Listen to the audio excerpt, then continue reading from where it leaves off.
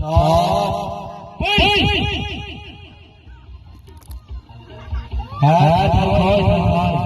gọi tí thằng hai đi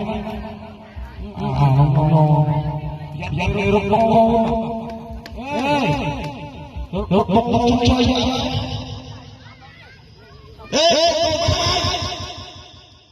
chơi bố anh nhau với ba nhau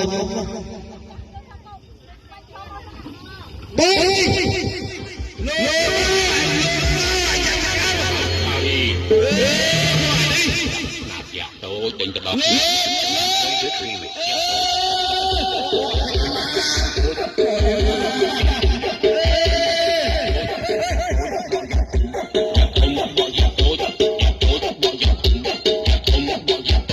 Bye to the morning car and the body case,